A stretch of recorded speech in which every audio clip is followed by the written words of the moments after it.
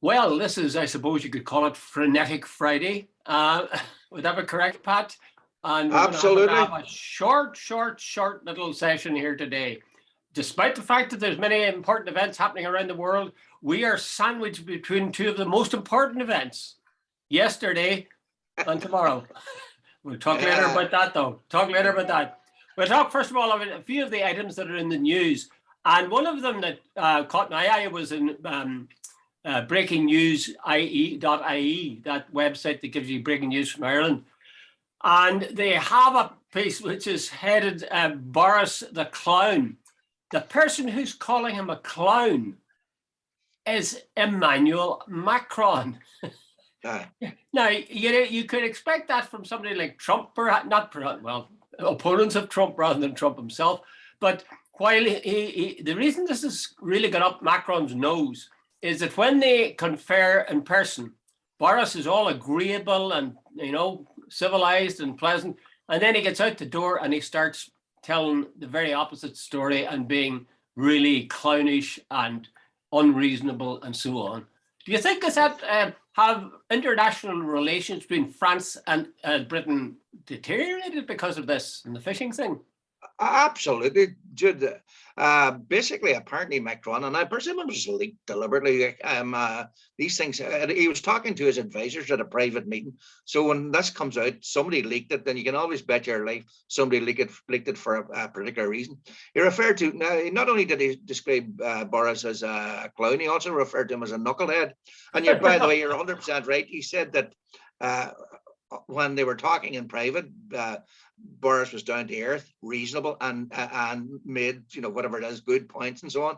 But he says then he goes outside and he screws basically the person he's dealing with publicly. In other words, he sort of says exact opposite what they'd agreed to and all the rest of it. And that, I presume the plan is to make the other person seem unreasonable and that it's Britain's always on the right and they're in the wrong.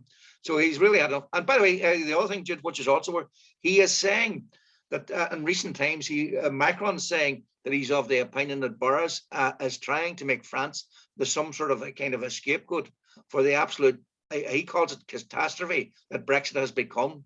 And he says it's a total mess. And they're trying to blame other people for the mess they're in. He says mainly France. No, he says also that thing about the 27 people dying on the English Channel. He's saying they didn't take it seriously, and they're trying to shift the blame back on France for the 27 deaths. In other words, they're playing the publicity game. It looks like, indeed, that they're not the only ones that are. The Tories are not the only ones that are trying to figure out a way to deal with the fact that things are falling apart in Britain since Brexit. Yes. They're blaming COVID. They're blaming all sorts of things. They're saying, it's a rough beginning. We'll get settled and then we'll really take off. It's not the way it was supposed to be. And of course, if you point at the traditional stereotyped enemy across, not enemy, but certainly, Ponzi, what is it? Cheese-eating surrender monkeys on the other side. That'll take people's mind off what's happening at home. He hopes. But it is a bit worrying. I mean, is it a question of half a dozen one and six of the other? Is one side as bad as the other? I mean, no, Jude, no. This one. There's been too many own goals by the Brits to suggest it's all France's fault. France mightn't be blameless, but the bottom line of all this is, there's two or three sources saying, including Dominic Cummings and who else was said that Boris basically. And Frost, of course, to a certain extent, said that Boris signed a deal with the EU in regard to the protocol and in regard to Brexit, which he had every intention of breaking afterwards. He's also pulled all sorts of stunts in regard to saying the protocol that they're going to sort of launch Article 16 and so on. And I think the French are sort of saying that what would you say? Their word is not their bond. That you can't keep on doing these sort of things. Plus, they said to the French that they would sort out the fishing licenses for French fishermen, and apparently they've been all sorts of messing. They said something like 80% or 90% of all licenses that were previously given to the EU are now back in place. But the French say of the other 10 or 20%, 80% of those are French. I see where he has said Macron has refused the notion of joint patrolling to stop refugees trying to go across. What's his thinking there? Is it that he's just fed up with Boris, or does he think that's I an think unreasonable they think request? once they can. I think they think he's accused Boris of doublespeak. Totally and about everything. So I think that their relationship is really one about trust. Now, I think as their English, as he called business secretary or something, that business minister, and he called George Freeman. He says the French attitude is like out of the pantomime season, but it's a lot more serious than that, Jude. I think a lot. I remember reading sometime one of the best people, or Tony Conley of RT, and he's saying there was a growing disenchantment across Europe with the whole way the British had handled the negotiations. They signed up to a deal, used it to win an election, and the minute the election was over, tried to unpick it. In some ways, that's good news for the EU, because to What do have you mean one of the most prominent of their members at odds with the UK, who have just left the EU, there will surely be a sense of solidarity rallying behind France on this. That Britain, has done the Brexit thing. Now they're trying to find ways to use France as a kind of a scapegoat or a distraction. I think I'd like to think it would have the effect that it would rally and cement rather than lead to any process of fragmentation post-Brexit. Well, of course, you have to always remember all these different countries have their own agendas. Like the Germans mightn't be so keen. They sell a hell of a lot of Mercedes, BMW, and whatever to the British market. The old Brits still have a lot of money. What is the fifth or sixth biggest economy in the world? Spain is very, very dependent on British tourism. And in Malaga and Benidorm and wherever. So particularly the south of Spain. So all these different countries have their own agendas. But I think that in recent times there has been a sort of growing discontent, against the Brits because of, let's be honest, Boris, the bombast and the buffoonery, it's wearing thin. Yeah. Do you think, you mentioned Spain there, and I was just thinking, looking out at the grey skies here, and thinking of sunny beaches, will the fact that the EU is now separated from UK, or I think that's how the British would put it, wouldn't it? They say that Europe has severed its ties with them. We didn't leave the UK; they left us. That's right. Yeah. But given that fact, do you think will that have any cramping effect? Leave aside COVID for the moment. I mean, that's something to say, but supposing it wasn't COVID, do you think people would be able to go just as easily to Spain as and other countries, Italy and so on, as they did in the past for their holidays? Well, everything comes closer to home. I have a daughter-in-law who's English, and she's got a British passport, and the rest of the family have got Irish passports. And apparently, had there not been COVID, if she was going to Spain, she would have had to go in a different queue to them. So it's going to be interesting. But it's going to be interesting to see. Now, the other side of the story, a lot of Spain is so dependent on British tourism. They will want to make it as smooth as possible. So, Jude, there's probably going to be a national government conflict with the boys in Brussels about sort of saying, let's not make this too bureaucratic. Well, just a last word on this, Pat. When I was in Spain, I was struck the last time how many, there always has been a fair number of Brits living in Spain. But when I was there the last time, I couldn't believe how many there were. So are they affected by Brexit? Are they able to stay where they are? Jude, I have two personal experiences of people. In fact, one guy we were the last time we were out for a week there, and it was very, in fairness, very secure and very safe, and everybody obeyed the rules. But we got sitting talking. Must be great to have money, Pat. Hey, must be good to have money. Hey, Jude, keep holiday in October. Don't give me that Ryanair. Anyway, we were sitting chatting to this British guy, and he says, "Oh, I am a Brexit plus." And then he admitted that he was going to have to leave Spain after living there for X number of years. That he was going to Georgia, which I think he might have been a former military guy, and he was going to be driving a truck or something in Georgia. Now, driving trucks in Russia, I don't think it's a great idea. But he admitted that his whole lifestyle, because of Brexit, had been messed up. There's all sorts of going to be regulations coming in that you can't spend no successive more than 6 months there, or you have to be less than 6 months. I think if you're going to spend more than that, you have to sign up for the tax. There are all sorts of problems with sort of deals in regard to health. Jude, there was a lot of Brits, as far as I could figure out, and like it was only anecdotal, were selling up and going back home. God. Oh God, because I mean there were so many of them, I couldn't believe it.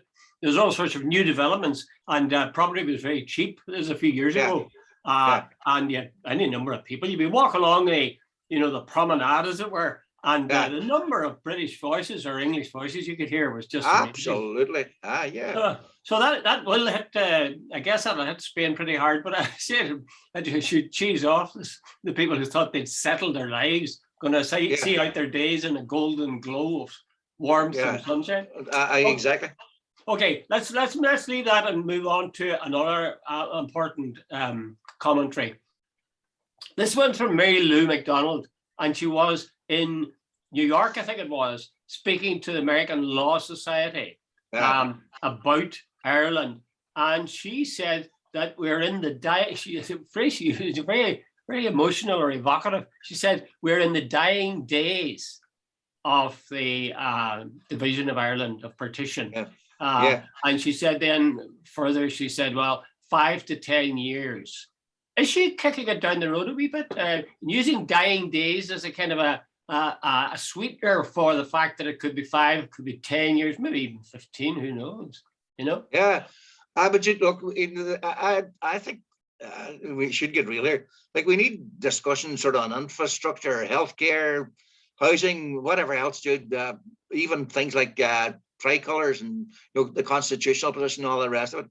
But she basically, by the way, Jude, she got 2 standing ovations, and there was some. I noticed that. I noticed that. Yeah. She, and she says that these are the dying days of partition.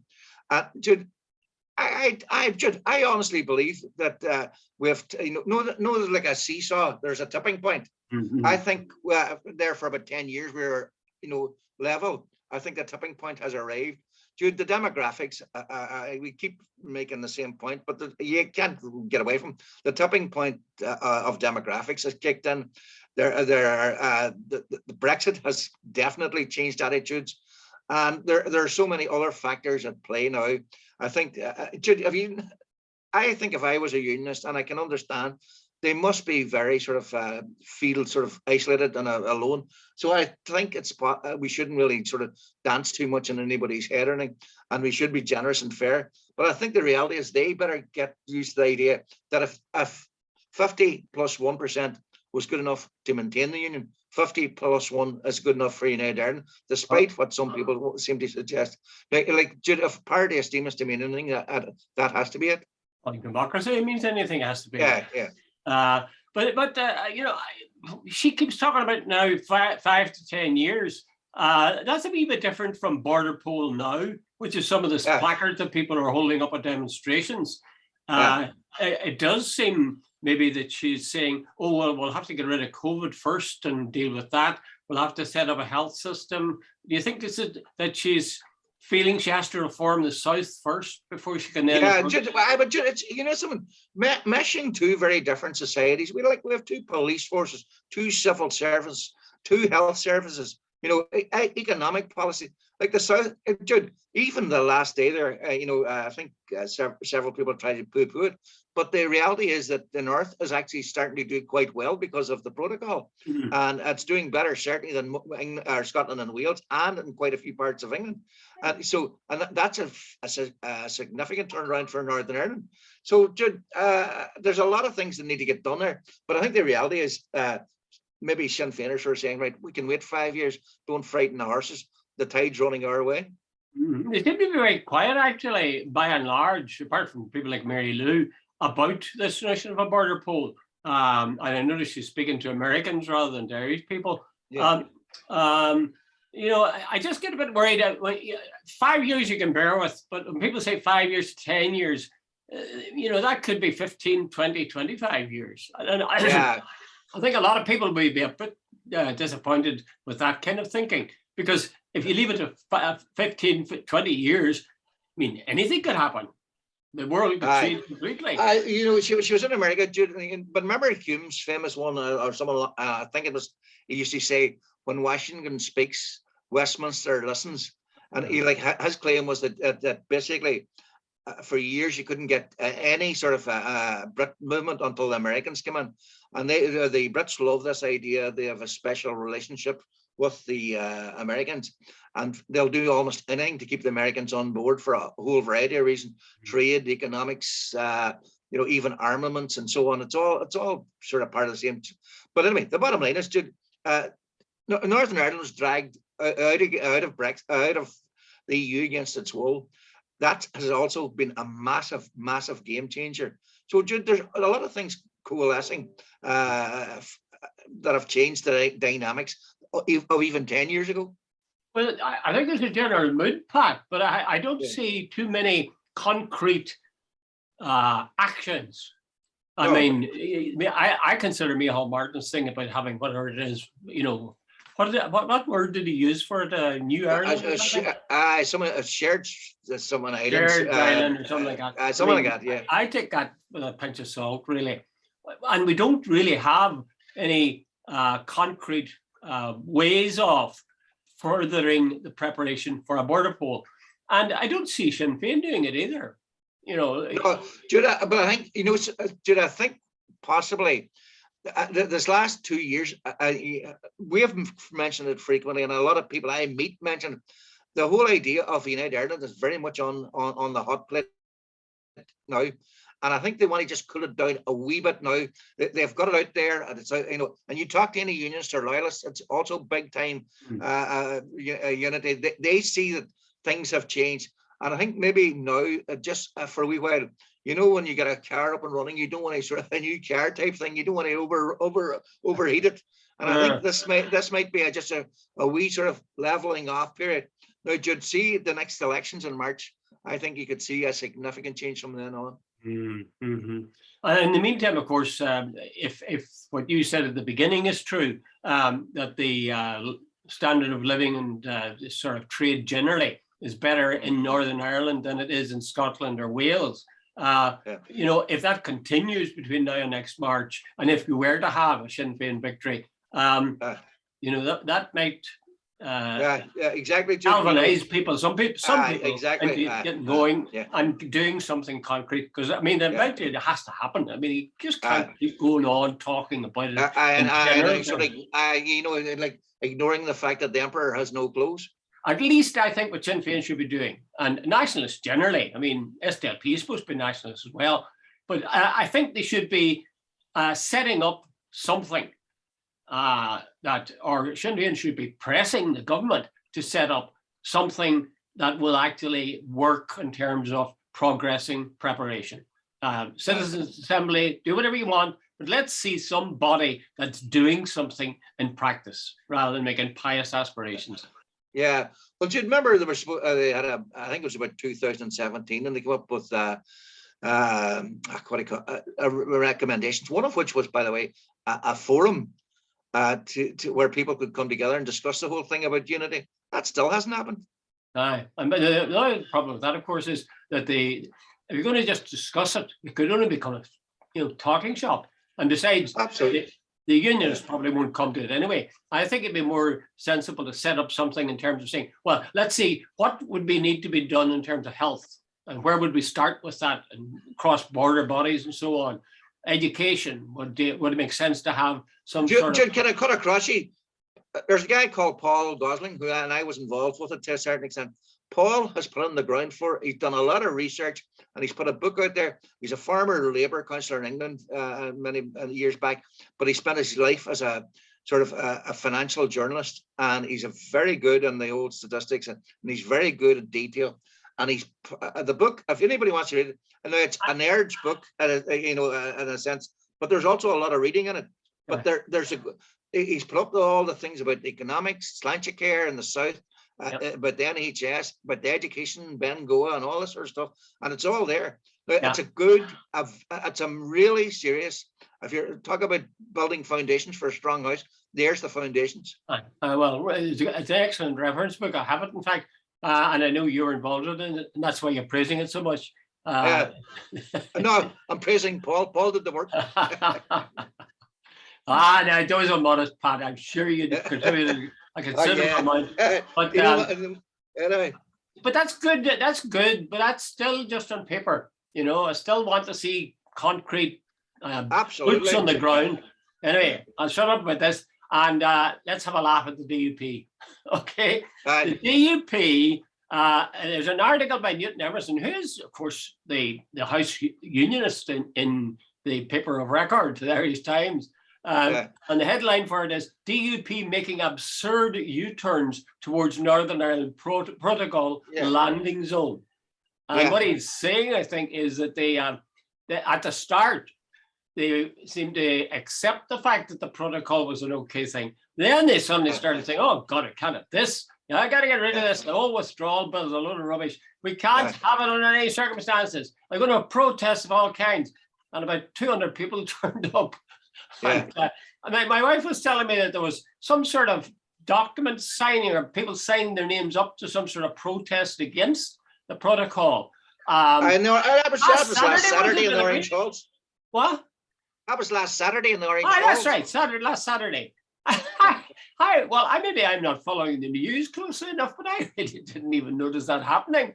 And I gather, quite clearly, there wasn't a massive number of people, and it wasn't quite, they weren't shining it in blood, Jude. I don't exactly. But he's saying now that the DUP are really trying to inch their way to a situation where they can now do the opposite of what they've been screaming they were going to do for the last couple of years. Jude, I think was it Arlene or somebody in the DUP, maybe even, I'm not sure who it was, said about 10 months ago when the Brexit, just around about January, February, the DUP sort of accepted this was the final outcome of whatever, the negotiations. And they said the protocol was a gateway opportunity, I think was the expression, or something along those lines, right? And then, they lost Poots and they lost Arlene and so on because of they want the grassroots. They didn't so much lose them; they decapitated them. Absolutely, but the TUV were saying this is weak and it's and suddenly the DUP went, oh no, there's no room for manoeuvre here. That has to go. Now the thing about this, here we are, so much many months later. They're back to square one, that it's now nearly a gateway for opportunity. That guy from the PUP, Dr. John Kyle, sort of said there were unique opportunities and so on. And I think the DUP, Jude, let's get this clear, the whole thing, it's between Brussels and London. The DUP are just basically bystanders. I think even Newton Emerson admits that when they signed the deal, the big deal or the big problem for the DUP will be selling whatever way they can the mitigations. Oh, this is what we got. This is, it's not as bad as everybody thinks.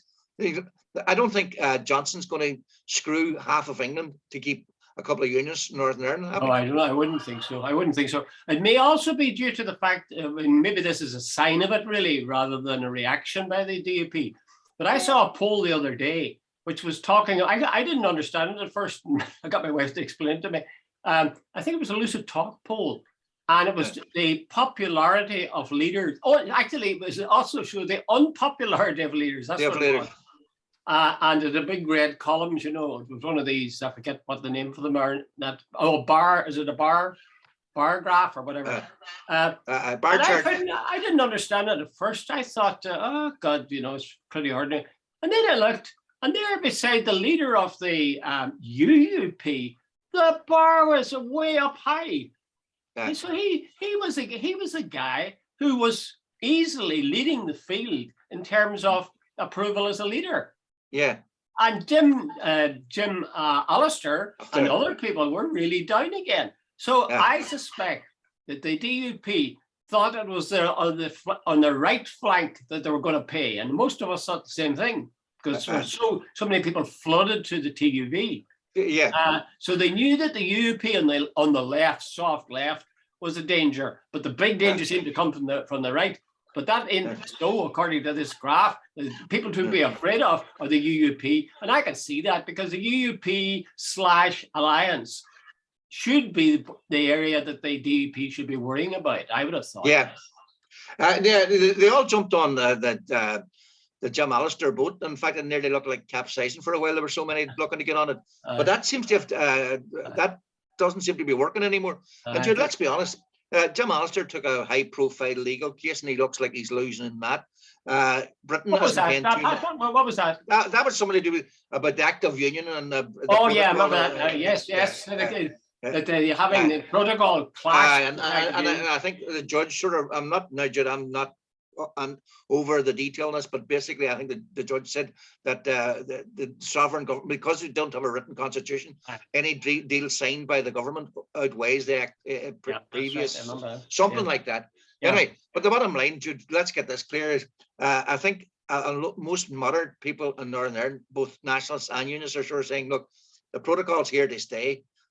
Let's get some mitigations. Let's get it working. And if it brings benefits like better jobs, more economic growth, more money for health and education, etc., etc. And Jude, let's get the final point, and I'm repeating it ad infinitum. This claim that it changes the constitutional position, it might make unionists nervous, but until the day that we hold a border poll, it does not change the constitutional position. I agree with you, and I don't agree with you at the same time. I agree with you that, of course, you have to have a border poll before there's going to be any constitutional change. But I also say that if you have the protocol working well, and it appears to be beginning to work well, and if that continues, and I'm sure, when things begin to roll, they begin to roll big time. The more success you have with the protocol in action, and Ireland is one economic unit, the more growth there will be. Growth builds on growth. It's like, you can make money if you've got money. Yeah, but my argument, I would say to any unionist, and I'm not a unionist, as you well know, but I would say to a unionist, if I was really serious, drop the sort of the bigotry and the sectarianism, and say to you, look, the nationalists in the north, hey, you can have the best of both worlds by being both in the EU and in the UK. If I was a strategist for them, that's the line I would be pushing. But then again, you see, they would be looking over their shoulder all the time and saying, well, if I say that I accept the protocol and so on, that does sort of prepare the ground, because in a sense that's saying the economic case for United Ireland is obvious. Once you have that, it's tricky. Yeah. Okay, that's mere triviality. Yes. Mere bagatelle. What are the other words for small? You're on this boat on your own, Jude. Okay, last night, Pat, you and I, not just you and I now, in case people get wrong ideas, but we and many other people had one hell of a good night in the library in Derry. What? Yes. Was that right? It was a very enjoyable night, Jude. When I went out last night, I thought, do I need a car or do I need a boat? It was lashing, and I mean torrential. And I was seriously, even the elections are important. If you even talk to any politician, they'll say, see a wet day, people don't even go out to vote. And I thought, who in the hell is going to show up tonight at the Central Library for the launch of a book? And Jude, I was really pleasantly surprised how many turned up, and I really appreciate it. So Jude, I want to put on the record, Garvin Downey, who emceed it, was absolutely superb. I thought he got it. And like Jude, when I tend to do things like that, I fly by the seat of my pants. I sort of wing it. I'm about as profound as a rain pool, but Garvin quite obviously is as deep as a sea. He read the book, knew all the stories, asked pertinent questions, and got I got a text last night from a person who said, Pat, I don't normally find these things very entertaining, but that was really interesting. And I thought that is exactly what we were trying to get across. And I think, in fairness, because of Garvin, that's exactly what we did. Yeah, I enjoyed the rain. I thought it was a great atmosphere. I mean, for people that were soaked with rain getting there, it was extraordinary. Yeah. But the atmosphere was sort of festive, like guys were making remarks, and the guys cracking back at them. And I might say there were two of my former students there last night. Which, I mean, I'm getting very soft in my old age, Pat, but I get... that got to you, brought a wee tear to your eye. It didn't bring a tear to my eye, but I definitely appreciated it no bloody end. Especially as they said, I didn't get it. I got a chance to talk to one of them, and she was awfully nice. and she Yeah. put stuff up on her Facebook actually today about Yeah. the event. And the other one I didn't see. I just glimpsed her, and I thought to myself, geez, that woman's familiar looking. This is when we were beginning our session with Garvin, and I discovered later on that she was talking to my wife and saying what a wonderful person I was. So not just good looking, but very, a very wonderful smart. person now. Good No, taste as well. but Dr. Collins, before we finish, we are having a lunch in the Central Library in Belfast Yes, tomorrow. the future, not the past. The future, which happens tomorrow at 2:00. Now, you may well say to me, Pat, where is Belfast Central Library? And I will tell to you that it is in Royal Avenue. Okay? So, Get into that? and the only thing I'm going to be wondering is where the hell I'm going to get parked. But anyway, You will get parked at the back of Central Library. There's lots of side streets with, parking sections. And there's also a small car park called Kent Street, I think, Kent Street car park. All of them within about a minute's walk to the library. Back of the library. Okay. So will you be feeling you're moving into engine territory when you cross the bar? Absolutely. Jude, speaking, in fact, I think I'll be taking my bulletproof vest and any other armaments that I can come across. Well, just before we finish, I hate paying compliments to people like you, Pat, but I have to take my hat off. You were superb last night. Absolutely thanks superb. very much. Hey, have you seen this guy? I wanted to get a tip. We didn't get a tip as it turned out, video tip. But this man, this man was superb. He just radiates personality and bonhomie. Thanks very much. In that case, I've wasted. I was pretty good too, though, wasn't I? What did you think? I should have been into politics. I had a friend in school, and he used to say, "Hey, Pat, you played brilliant. How did I play?" Same thing. Good. It was very enjoyable, and we should be very grateful. Yeah, 2:00, Central Library, Belfast. Be there or be square. Okay, and we'll both be there, and we're having. Hugh Jordan is going to be the journalist from Sunday World, right? Is going to be the MC, the ringmaster, whatever. And I think we're all going to have a damn good time. Okay, I'm going to sell lots and lots of books, and it's a great Christmas present. What? Yes. You got a copy of it? Have you got a copy to hold up? No? No, actually I haven't. All right, okay. I give me copies away this morning. Okay, just imagine I'm holding up the book in my hand. Now, you see this book? What shaped me? What should be Good exactly. luck, Jude. Okay, Pat, thanks very much. Bye.